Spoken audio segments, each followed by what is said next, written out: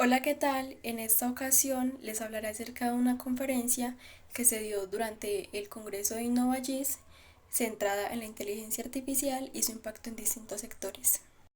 Uno de los momentos más llamativos fue la ponencia de un abogado que inició cuestionando una de las ideas más extendidas en la sociedad actual, la creencia de que la inteligencia artificial está destinada a reemplazar a las personas en sus trabajos. Esta preocupación es muy común y en muchos casos está alimentada por titulares alarmistas que anuncian la muerte de algunas profesiones. Sin embargo, el ponente fue enfático en aclarar que la inteligencia artificial no tiene ni tendrá en el futuro cercano las capacidades que definen al ser humano, como el juicio propio, el entendimiento profundo y sobre todo la sensibilidad emocional necesaria para tomar decisiones complejas.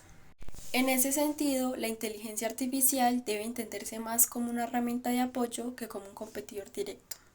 Su función principal es permitirle a los profesionales optimizar procesos, acelerar tareas repetitivas y enfocarse en labores más estratégicas, humanas y creativas. Esta perspectiva resulta liberadora porque cambia la narrativa del miedo por la narrativa de la oportunidad. No se trata de ser sustituidos, sino de ser potenciados. Ahora bien, el abogado llevó esta reflexión un paso más allá con un ejemplo concreto y provocador.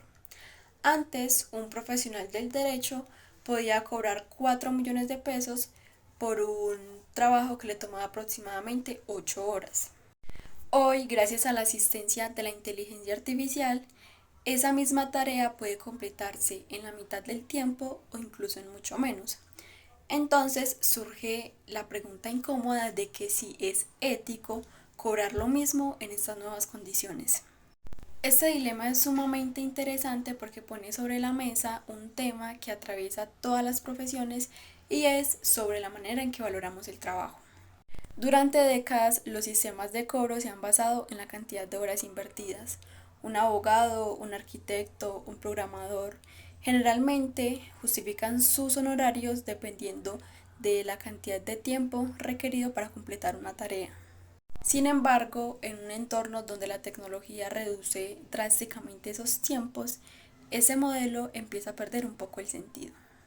El abogado insistió en que deberíamos repensar la manera en que fijamos nuestros precios. En lugar de cobrar solo por horas, es necesario empezar a valorar el impacto, la complejidad o el valor agregado del servicio. Por ejemplo, si un cliente contrata a un abogado para resolver un caso complejo, lo que realmente está pagando no son las horas frente al computador, sino el conocimiento acumulado, la experiencia previa y la capacidad de interpretar la ley en beneficio de sus intereses. Lo mismo sucede, por ejemplo, con un arquitecto. No se le paga únicamente por el tiempo frente a un software de diseño, sino por la creatividad, la visión y la capacidad de proyectar un espacio que cumpla con las necesidades técnicas y humanas. Este debate es mucho más profundo de lo que parece, porque nos obliga a revisar el sentido mismo del trabajo en la era digital. El tiempo ya no puede ser el único parámetro. Por otro lado, pensemos en la medicina. ¿Qué valor tiene que un sistema de inteligencia artificial pueda analizar radiografías en minutos cuando antes a un especialista le tomaba horas? El paciente no está pagando por el tiempo de análisis, sino por la seguridad y la certeza de que su diagnóstico será acertado. En la educación pasa lo mismo. Una inteligencia artificial puede preparar materiales o resúmenes, pero el verdadero valor del docente está en acompañar al estudiante, en motivarlo, en guiarlo y en interpretar sus necesidades individuales. En este punto, el ponente también advirtió sobre los riesgos de mantenernos ciegos ante la velocidad de esos cambios. Si no actualizamos nuestros modelos de trabajo, podemos terminar en escenarios injustos. Clientes que no valoran el esfuerzo humano detrás de un servicio porque creen que la máquina lo hizo todo. O profesionales que sienten la presión de bajar sus tarifas porque ya no pueden justificar tantas horas de trabajo. Esto sin duda podría erosionar la dignidad laboral y generar un choque cultural en distintas profesiones. Pero la discusión no termina ahí. El abogado cerró su ponencia con una advertencia fundamental. la necesidad de regular y supervisar el uso de la inteligencia artificial en entornos profesionales. Porque, aunque es una herramienta poderosa, también plantea riesgos enormes. En el derecho, por ejemplo, la pregunta sobre la responsabilidad es inevitable. Si una inteligencia artificial redacta un contrato y ese contrato contiene un error que perjudica a un cliente, ¿quién realmente debería asumir la culpa? ¿El abogado que lo revisó superficialmente, la empresa que desarrolló la herramienta o la inteligencia artificial misma que en teoría no tiene personalidad jurídica? Algo similar ocurre con la privacidad y la confidencialidad de la información. Muchos de estos sistemas de inteligencia artificial se entrenan con grandes volúmenes de datos. Si un abogado, un médico o un psicólogo suben información de sus clientes o pacientes sin un control estricto, existe el riesgo de que esa información quede expuesta o se utilice de una forma indebida. Y esto no es un tema hipotético, ya hay antecedentes de filtraciones de datos sensibles por el uso inadecuado de estas herramientas. De hecho, varios países ya están trabajando en marcos regulatorios para enfrentar este escenario. La Unión Europea, por ejemplo, avanza en la creación de la Ley de Inteligencia Artificial que busca establecer límites claros al uso de estas tecnologías, clasificando los sistemas de IA según su nivel de riesgo y exigiendo transparencia en su funcionamiento. En Estados Unidos, aunque el avance ha sido más fragmentado, existen ya lineamientos sobre la ética en el uso de los algoritmos, especialmente en áreas críticas como el sistema judicial o la seguridad pública.